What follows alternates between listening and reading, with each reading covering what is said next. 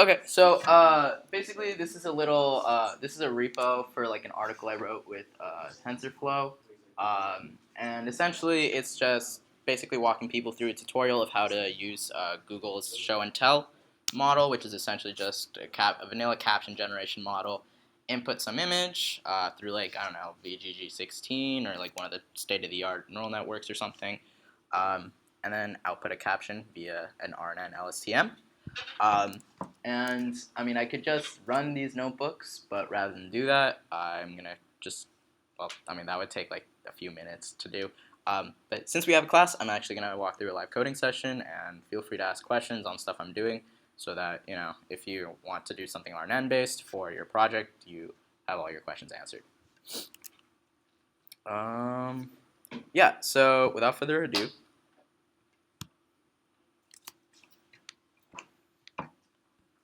Okay, so first of all, there's just a bunch of pre-processing stuff up here. Don't really worry about that. The only thing of interest, I would say, is this function, which is from Andrei Karpathy's Null Talk.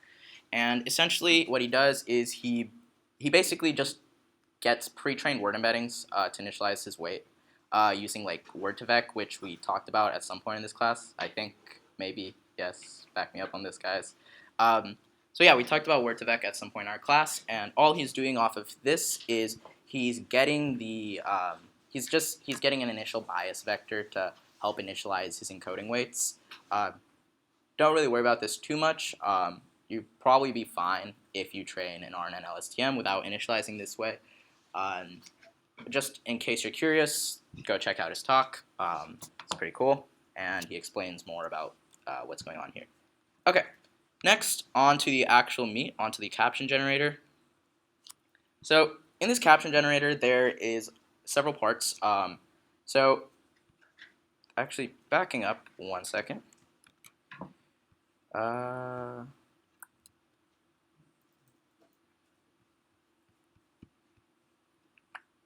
This is the architecture we're going to be training today.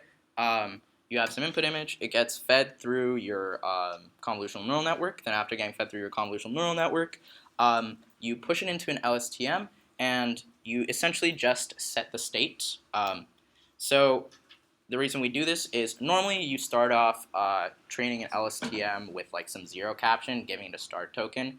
But that start token is all zeros, so it just essentially zeroes out the weights when you do a multiplication. So you can directly set the feature embedding that you get from this. You can directly set it to be, after multiplying it by some linear transform layer to get everything into the correct embedding space and get all the dimensions correct.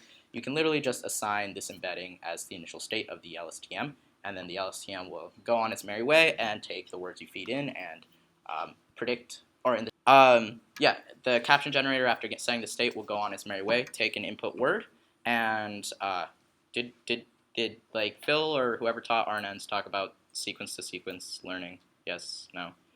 Okay, so essentially what's happening here is your goal is to generate a text, not take input text and output some classification or something. So in order to do that, the training method, so I'll get to the generation test time method later, but the training method, what happens is you take an input word, say S0, you run it through your LSTM cell once, right? That outputs some probability of what the next word can be. You do a log probability. This is just the softmax layer. It's just used for prediction. But essentially your goal is to get this P1 to reflect like basically a one-hot vector where a 1 is turned on for the corresponding word to S1. So basically you have n-1 classification problems where at each one of these n time steps you're trying to predict the n+1th word. So yeah, so you just end up with some sort of classification task in your training process. So in order to do this, there are several things we're going to talk about. So first of all, just declaring some variables. This is dimension in. This is the input dimension of your one-hot vectors, so the size of your vocabulary. Dim embed is the dimension of the output feature from your inception, whatever, your convolutional neural network that processes the image. This is the embedding dimensions. Lastly, you have dim hidden, which is the size, width of your LSTM. And then lastly, batch size. That's obvious. number of LSTM steps, and n words is also maybe dim in is something else. We'll get to dim in when we get to it. But n words, I'm assuming, is the number of words in vocab. Skip this. We will come back to that later when we talk about generation. This is also some other Boolean flag. Just ignore that for now. Okay, so this call right here, this with tf.device CPU 0, so this is very important for doing text generation with very large vocabulary sizes. So normally you have this one hot vector, right? And you do a one hot vector multiply. We talked about embedding, right? Or something when we talked about text. Did we do that? No? Okay. So the concept of embedding is you have these one hot vectors to represent words. Obviously, a one hot vector is not a good representation of a word since we assign the order of these one hots arbitrarily. You could have some dictionary where sloth is the 10th index, and you could have another dictionary where sloth is the 100th index. So what we do in order to get things into a sensible representation is we embed it. We transform that one hot vector to some linear space. Word2vec is an example of this. We take a one hot vector and end up with some other vector, since word2vec. We end up with some other vector that accurately represents this vector. However, to do that, what happens is you multiply a linear, so you have a linear transformation that basically multiplies your one hot vector and gives you some output vector. Does that kind of, basically you have some one hot vector, right? You multiply it by some matrix, right? And then that gives you some output embedding. In this case, the output will be dimension 3. So notice, though, that a one-hot vector will be just 0, 0, 0, say 1, 0, right? So when you do row times column, your OG vanilla matrix multiplication algorithm, you essentially only multiply this. This is like the only value that has any impact on the output embedding. So what people did to take advantage of the fact that, if you have a one hot vector of size n, where n is the number of words, if you increase n too much, this multiplication is going to blow up tremendously, right? That's going to be an extremely computationally expensive multiplication. However, because there's only one row that affects the output computation, you can essentially treat this embedding as a glorified lookup table, a glorified dictionary, or something like that. So what someone did is, instead of doing a matrix multiplication on the GPU, since GPUs are very good at matrix multiplication, instead what they do is they use this with tf.device CPU to offload a special matrix multiplication algorithm to the CPU that essentially just looks up values in a dictionary.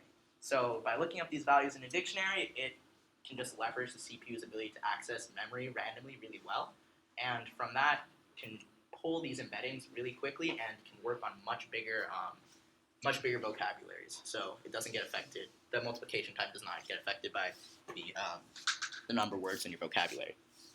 So that's kind of an important part for training large vocabulary sizes with RNNs. So this just gets the word embedding. This is just a bias variable for that word embedding, since you have the WX plus a B format. Here I'm just declaring the LSTM. Here I'm creating. So in order to go from that, say like a 4096 dimensional input that gets spit out by this neural network, since our LSTMs has 256 cell size, what we have to do is we have to take another linear transformation layer, similar to how we transform this useless garbage one-hot representation of words to some meaningful representation.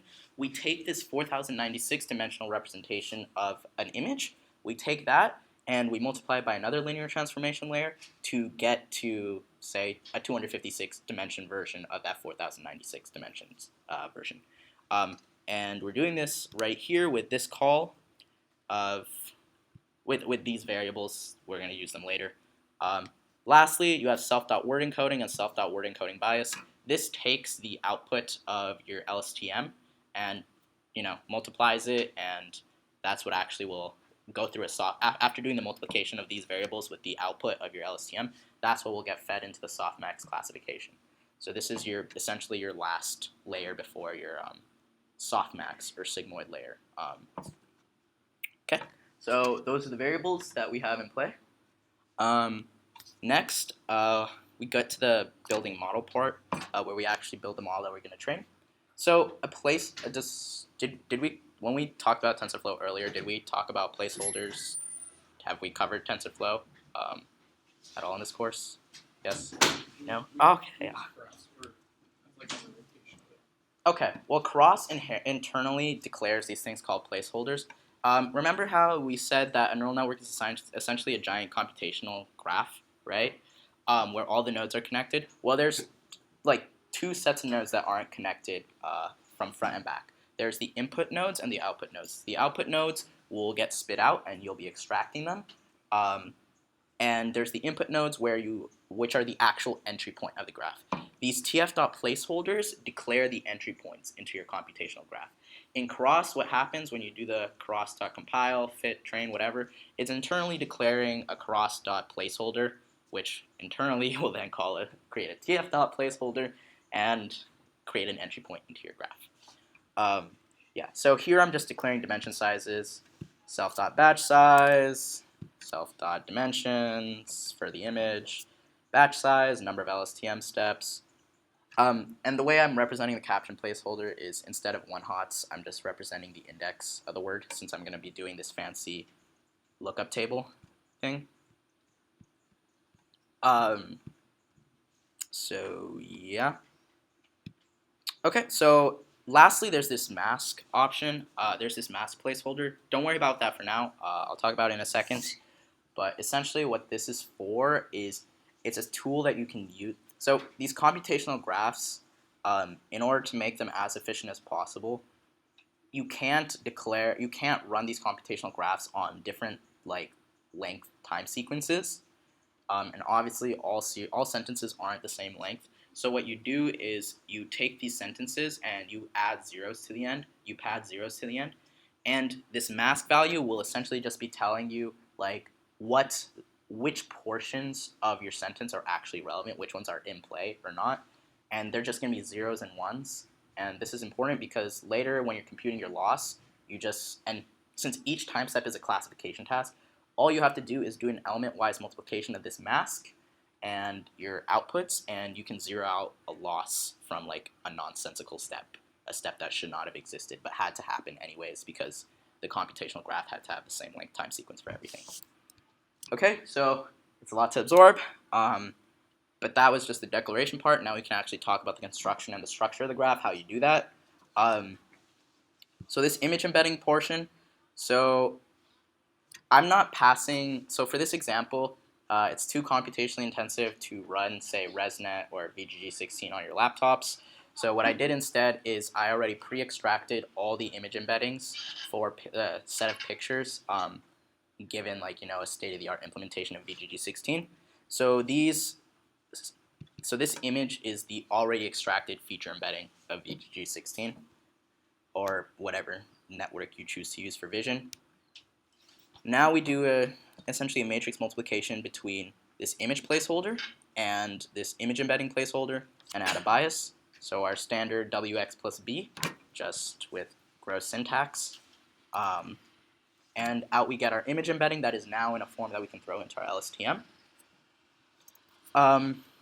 Now what I'm doing over here is, so our caption placeholder is arranged in a size of batch times number of time steps.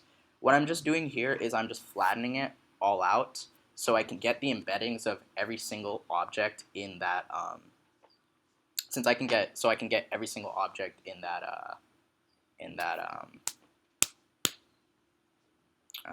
so I can get every single embedding for all those batches, for all those time steps all at once.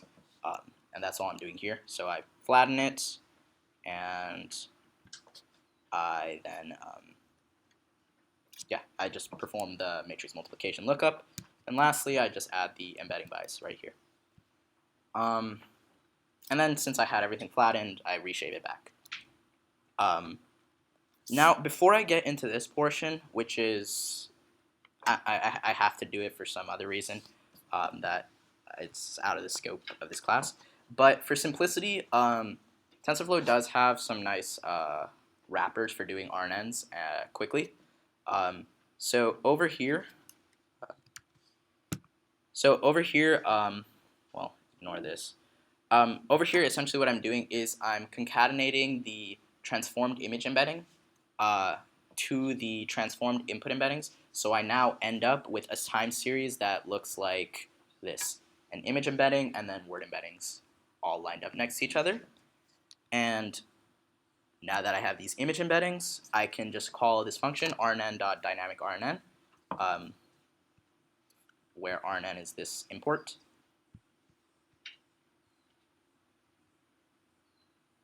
Yeah, I can call rnn.dynamicRNN, throw in the LSTM cell that I declared up here, and throw in these transformed input embeddings, and it just goes to town. It'll get all the outputs all at once, and then I can do some magic to reshape the outputs and perform my classification. Fortunately, for another reason, it has problems saving the weights, so I can't really, or I didn't create an example that would allow me to reuse it properly, so I'm just going to zero this out and do it the kind of clunky way.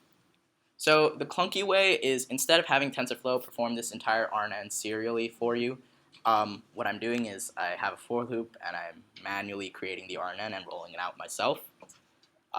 So here I set the state of the LSTM to 0. This is just in order to declare the LSTM state.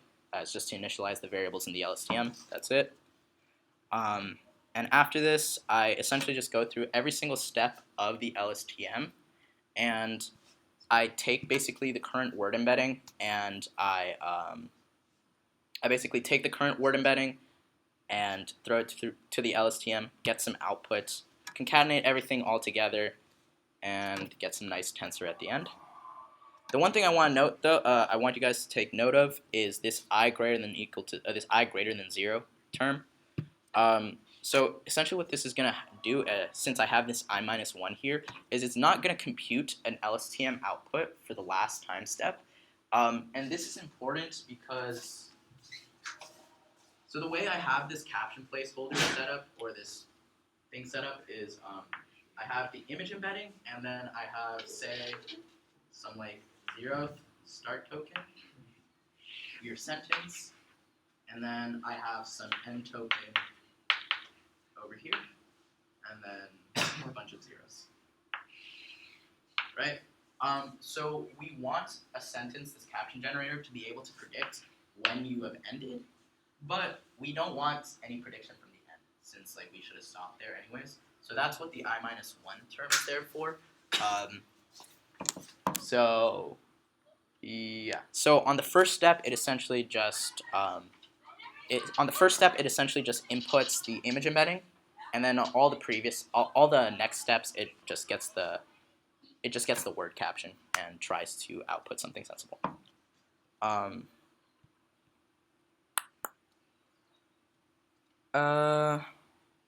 Cool. Okay. Now that I have everything concatenated back to each other, all the outputs together, essentially what I do is I now throw it through my word encoding layer, and afterwards just pass it into a TensorFlow softmax loss, and that's it. That's literally all you had to do to set up a caption generator in TensorFlow. So, I mean, minus the fact that I had to make this gross explosion of code, and minus the variables I had to declare here, really I was able to declare I was able to create this caption generator with no more than like 20 lines of code. So yeah, that's kind of cool, I guess. It is a little clunky, which is why, or it does, native TensorFlow does give you a lot of fine-grained control, so it can be a little confusing, which is why we suggested you use Keras for your projects. But, you know, having fine-grained control is nice, since now you can do more with it if you, it has a higher learning curve, basically, than Keras. So yeah, so 20 lines of code, and we get a caption generator. It's pretty nice. And I guess I'll set it to train while I talk about something else.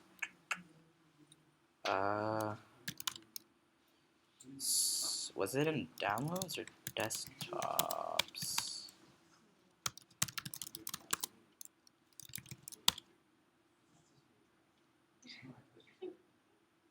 Rohan, do you have Never mind. I'll just install. What the? Oh, pip install OpenCV Python.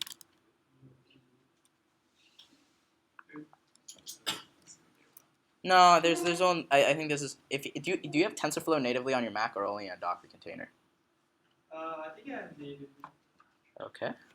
We just do Python and do. It's fine. Okay, perfect.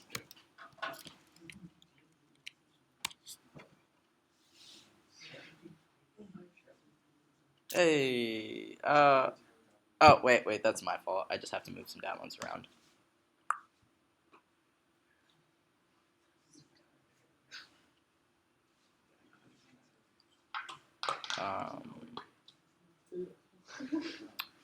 Feeds. Like network error.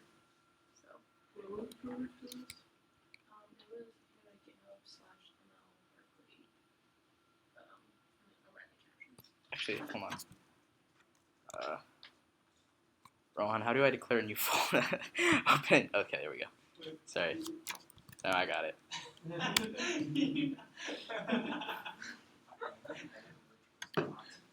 Oh wait, no, hold on.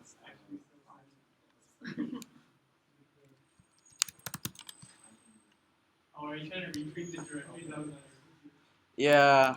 Why not just change like the link? No, it's easier. Oh wait, I never moved the actual files. Hold on.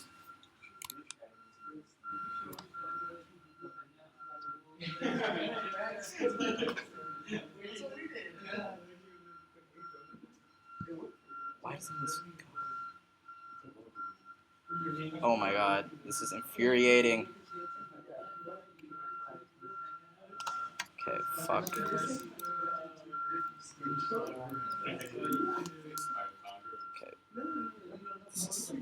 Okay. Macs are so weird, guys. Just why? Is Why there do a you reason guys you don't use have them saved in like this file structure on Drive? No.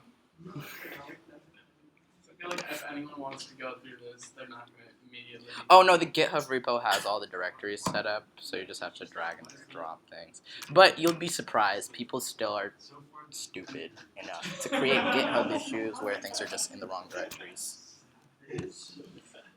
Okay, now while that hopefully trains, I'm going to talk about the generative portion of this network instead.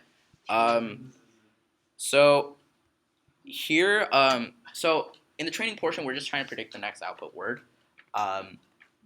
In the generation portion at test time, what we do is we predict, say, the first. So we get this input image, and then we feed essentially a 0 token, and from that we try and predict the first word. Then from the first word that we predict, we feed that back in, try and predict the second word, try and predict the third word, etc., and etc., and etc. From that. And since we don't have labels, basically the word that we feed in at the next time step has to be the word that was predicted at the previous time step.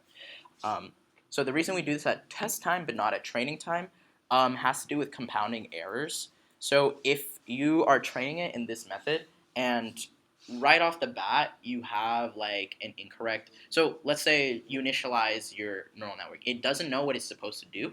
It can still compute losses sensibly, and for that first step it'll do something sensible. It'll output a prediction, compute the loss for it. But now if you try and take that output predicted word and feed it in at the next step, well, that was complete bogus. Like, it didn't know what it was doing. It had just been freshly initialized. So now it has a completely wrong next word and will be trying to predict word 3 from a completely nonsensical word 2, right? So you end up with this compounding error problem where if you were to train it like this, it would just diverge so fast away from the true answer that you would just never be able to train it. So that's why you have this different methodology between training and test time. And that's also the reason why I manually unrolled this RNN over here, is to have the ability to feed the predicted word into the next time step. You can do it. There is a module in TensorFlow that does this automatically for you, but it's so gross to use that like I just decided to roll it out myself. And Also, if you use this method and then in the generation portion try and roll it out yourself manually, you won't be able to reload the weights. If you want to do it this method at train time and then you want to be able to use those weights at test time, you're going to have to use the gross module for doing this weird generation. And like I said, it's gross. And in all honesty, you're better off just taking the hit and implementing like this. Because then if you implement it like this, then you can also just copy paste and use the same general structure at test time.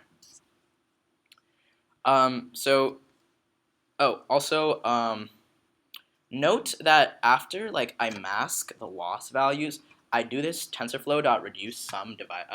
I divide by basically this reduce sum of mask. So that what that's going to do is it's basically going to give me an average over all time steps. And the reason this is important, or why you, or I don't know, did we talk about why you divide by batch size when you do like batch gradient descent? It's because even though like if you do batch gradient descent, your gradients will be in the right direction.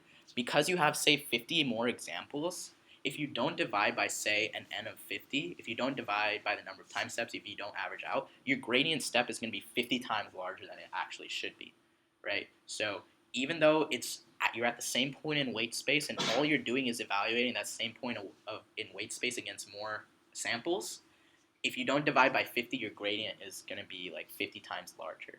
And you should, like, it's not as if you were evaluating 50 different weights, you were evaluating 50 different sample points. So really, you should be like dividing by like, you should be averaging it. And that's all this seeks to do, this tf.reduce sum of the mask. Oh, and also if you're wondering why I do the one slice, it's because the first token, or the first object was this embedding, the image embedding itself. So yeah.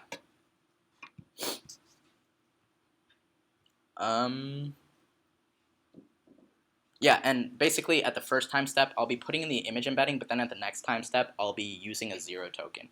So even though I still want to be able to predict the first word that comes after the 0 token, that first word actually relies on the index 2 in the mask, not the index 1 even. Okay, so that was just some small explanation stuff. Oh, cool, it's training. Yeah, so now we have building our generator. So there's a lot less stuff we need to pass in. We only have one placeholder, just the input image. So now we do our standard stuff. We multiply this image embedding by, say, the image embedding layers. And then we initialize our LSTM state. So this is literally the same thing we did before, except now all we're doing is, well, this step was here before. But now all we're doing is in our loop, instead of just getting the outputs, we're actually getting we're actually performing a logic. We're basically predicting the most likely word, and after predicting the most likely word, or the index of the most likely word, we then perform this tf.nn.embedding lookup, and after getting the tf.nn.embedding lookup, we now effectively have the embedding for the next time step. And now we just pass that embedding for the next time step into our LSTM again, and then that just keeps replicating over and over and over until it hits the max len. So after doing this, I have the n token set to be a period. So in this test function, it essentially just looks for it essentially just takes the output and just clips it when it sees the first period, or it might not. I might have messed up that function, but in theory, like it'll output like words, and then after the words, it'll just output like say seven periods. But that's just in order to get like all the sequences to the same length. Cool. All right, let's just let's give it like let's let it finish this epoch.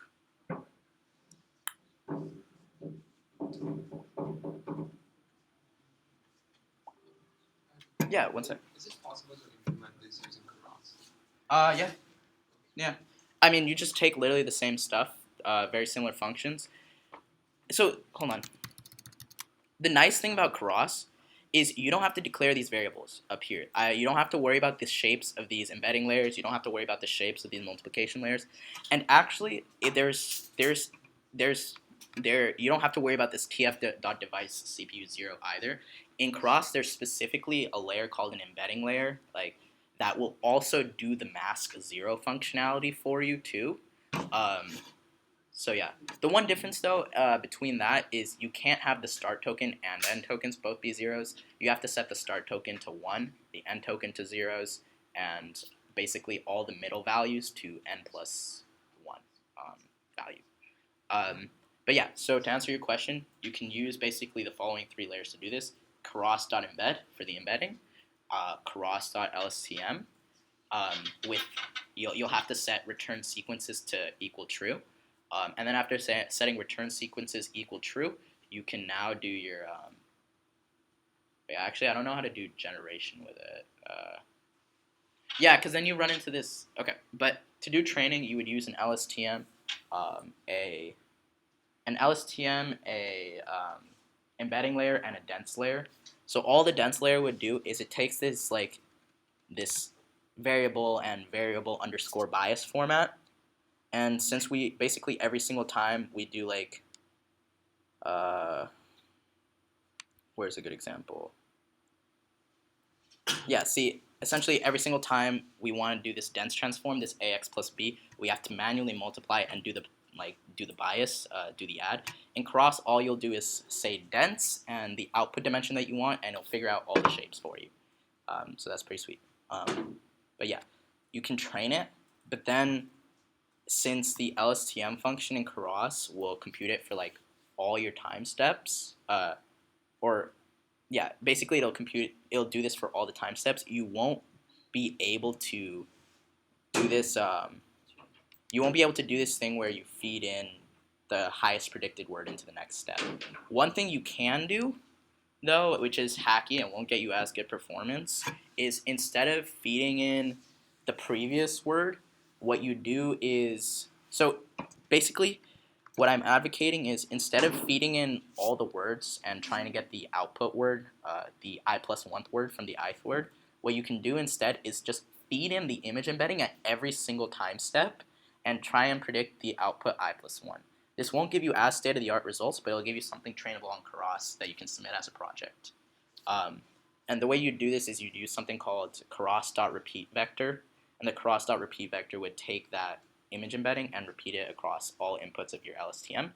Now you just basically take that LSTM, make it output something, and compare the output to your predicted captions that you want. And that would be the process of training it. And now you can basically do the same thing at test time, since you don't need to do the thing where you just feed in the most highly predicted word. You just hope that this repeat vector structure will give you the correct sentence. But yeah, what this actually ends up doing though is it doesn't allow you to create sentences outside the test set, outside the training set, right? So since you're basically passing this image embedding to every single time step in your LSTM, all it essentially learns to do is memorize the sentence structure for every single image. So given that this image has caption Y, always try and output caption Y for this specific image embedding. That's essentially what it's going to learn how to do, right? Since that kind of makes sense, right? Since you're basically feeding in the input embedding at every single time step, it just basically learns how to tweak it basically just learns how to spit out a sentence for that specific image embedding, and it doesn't introduce any sort of variability. So something outside of your test set where the image embedding does not equal something it's ever seen before might not necessarily give you good results. And even if it can be something that's seen before, like a giraffe, if the giraffe picture is in a different format than any giraffe in its training set, it might mispredict. But you should still get decent results, and it'll be easy to train with Keras.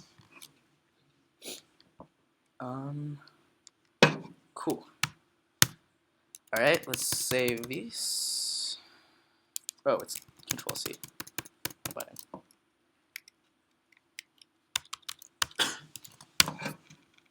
And let's see what garbage caption we get out. Note that it trained to about a loss of 4 something.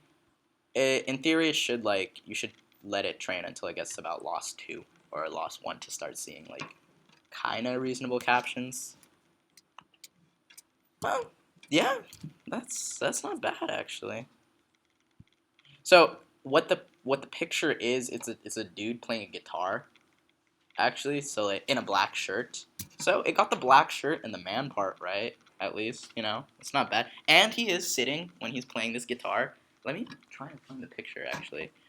Wait, how does it know how to construct a valid sentence? What do you mean? Like, how does it know grammar? Because it's seen examples, right?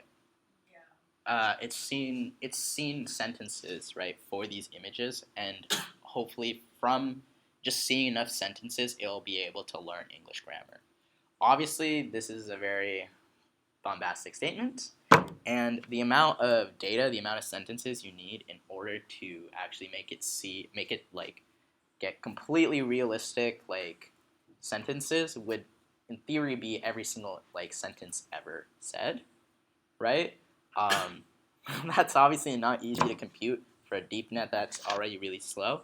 So what people do in practice in order to like really allow your neural network to see a lot more data is first they train image embeddings using Word2Vec, right, and use that as an initialization point for the image embedding, the image embedding weight matrix, and then they go let the neural network train on, say, like, for example, my current project that I'm doing for my grad class is I have 800,000 sentences, 800,000 data points, and that still gives me absolutely garbage results.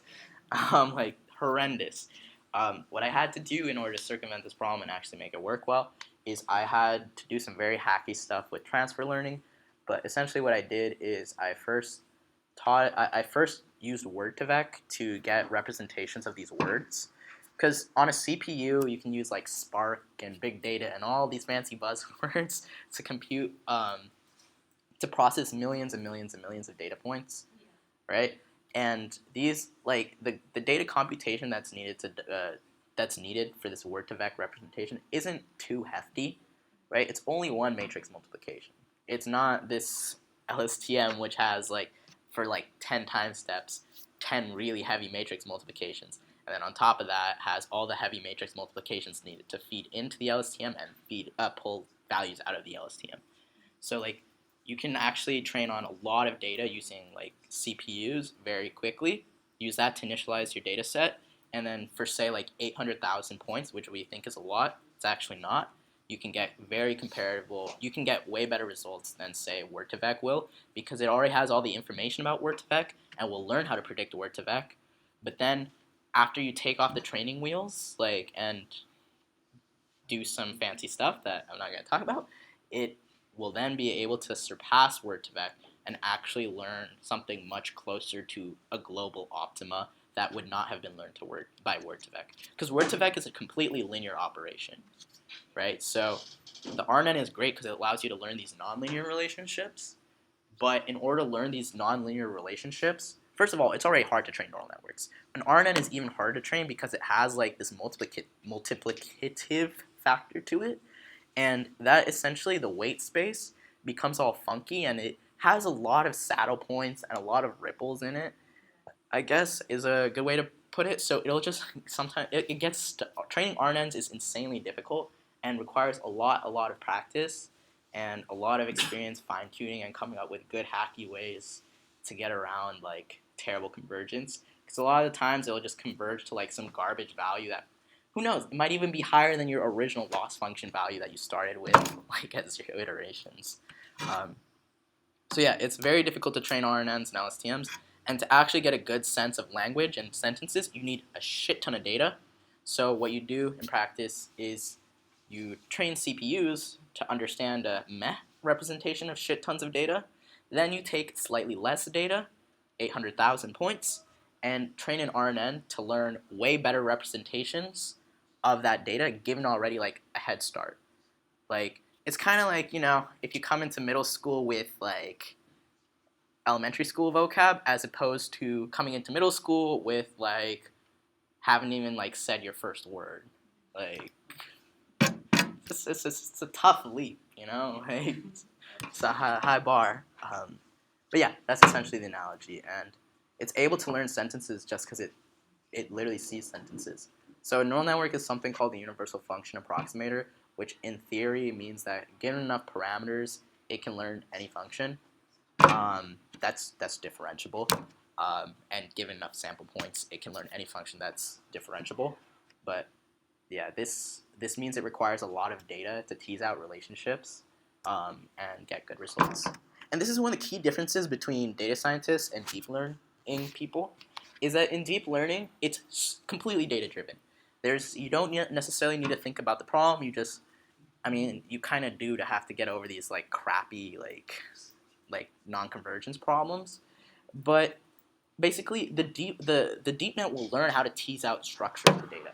As a data scientist, you have to be able to ground data in the real world, right? You have to be able to think what kernel will work best in this situation, what technique will work best, right? Like for the Titanic dataset, I think we've mentioned this in the class before and have parroted it several times at this point. But the top scores in the Titanic dataset aren't like achieved by people that used just the data.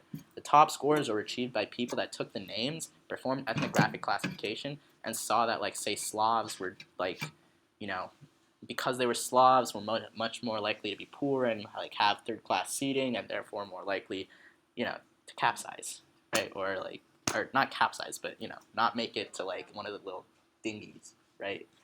But yeah, and then on top of thinking about that, then someone had to go think, oh, do I use an SVM with RBF kernel, polynomial kernel? Do I use a random forest? Do I use unsupervised learning and some fancy weird thing? But yeah, that's essentially the difference between deep learning and other methods. The data scientists will be given their knowledge of the problem already, and given that they've been able to find structure in the problem, will be able to go apply a model that does really well with very little training data, right? But deep nets need a lot of training data, and they don't need any. You just have to know how things connect in sensible ways, right? And if something isn't converging, you have to be able to figure out why. But aside from that, just throw it at the wall and see what sticks. But yeah, that's the difference. And with big data, data is sexy. This whole trend, right? We have way more data now, which is why deep learning has become more popular in recent years. Since now you just have these massive data sets that you can actually do deep learning on, right?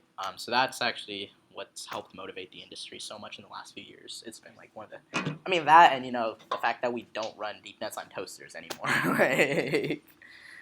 Yeah, which is what we used to do in the 90s, which is why they lost popularity. Cool, but that's it, I guess. I had a little example where, yeah.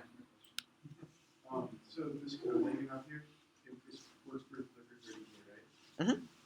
So if I got image embedding through VG16 with MS Code and try to run that through here, would it also work? Or do I need to? Yeah, you'd have to retrain it a little bit because there's this key difference that Flickr 30K is more meant.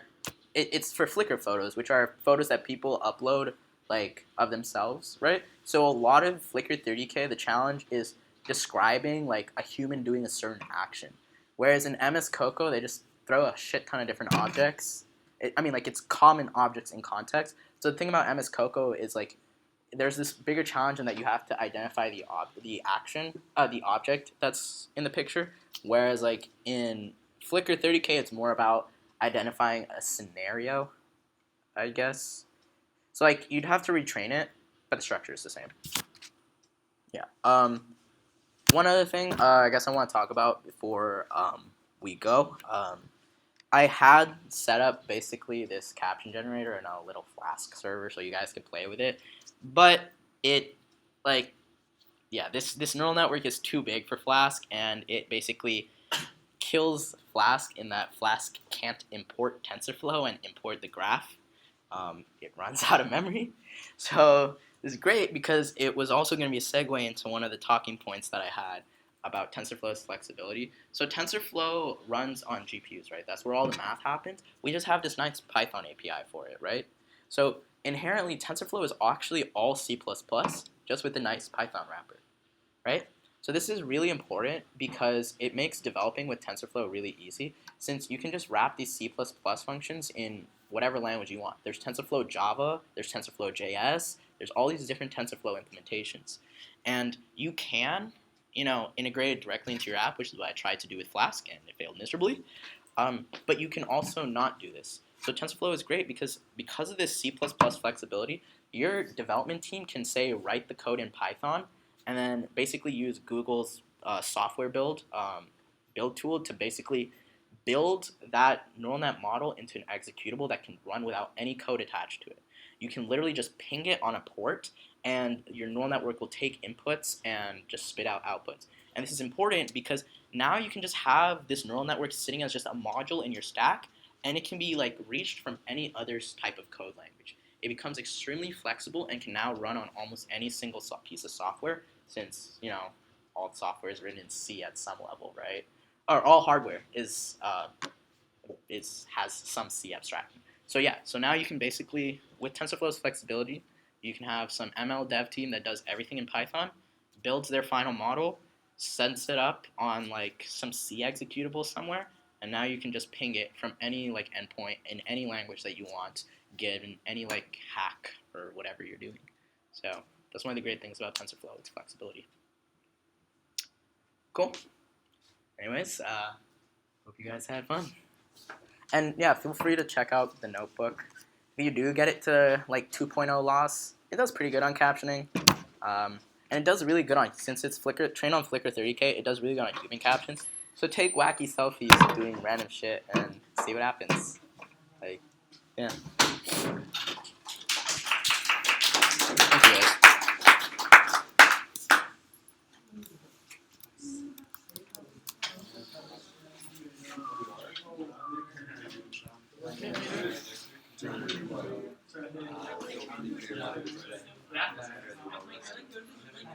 Oh, I'm jealous.